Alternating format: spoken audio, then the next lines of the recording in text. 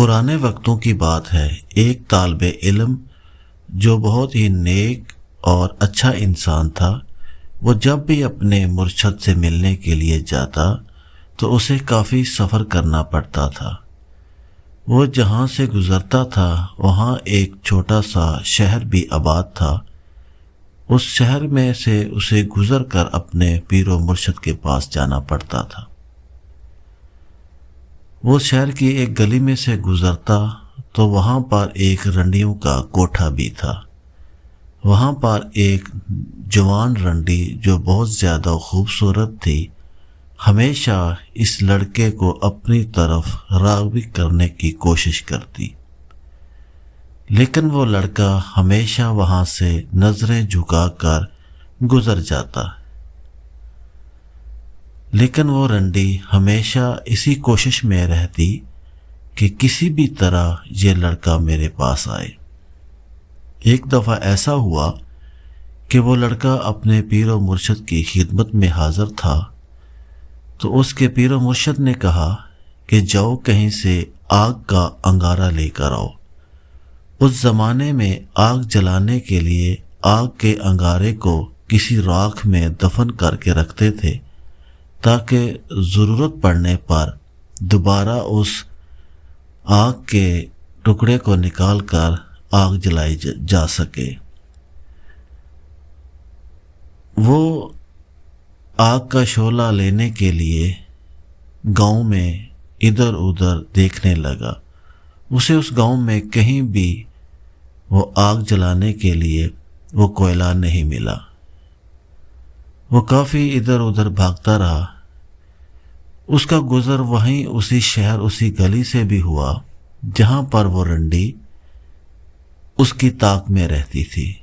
اس نے دیکھا کہ وہ رنڈی حقہ پی رہی ہے۔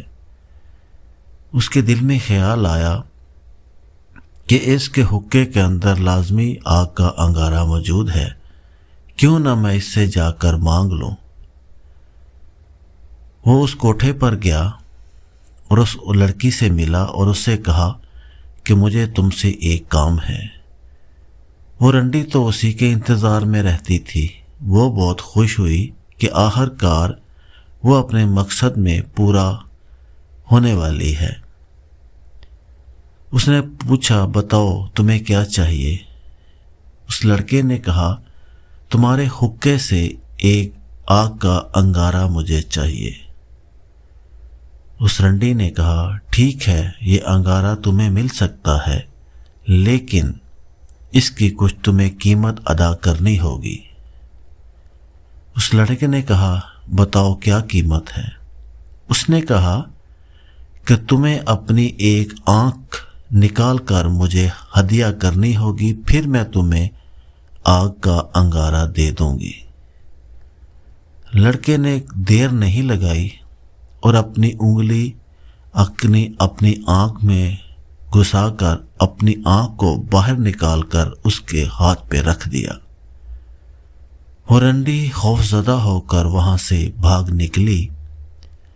وہ لڑکا آگ کا انگارہ لے کر اپنے پیر و مرشد کے پاس واپس آ رہا تھا۔ اس نے سوچا کہ اگر میرے پیر و مرشد نے میری آنکھ کا یہ حال دیکھا تو وہ رنجیدہ نہ ہو جائے، لہٰذا اس نے اپنی آنکھ پر ایک بڑی سی پٹی باندھ لی۔ جب وہ اپنے پیر و مرشد کی خدمت میں حاضر ہوا اور آگ جلانے کے لیے وہ انگارہ اپنے پیر و مرشد کی خدمت میں پیش کیا تو اس کے پیر و مرشد نے دیکھا کہ اس کی آنکھ پر پٹی کیوں بندھی ہوئی ہے۔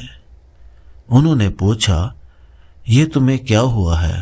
اس نے کہا سرکار کچھ نہیں، بس ویسے ہی آنکھ دکھ رہی تھی تو میں نے پٹی باندھ لی ہے۔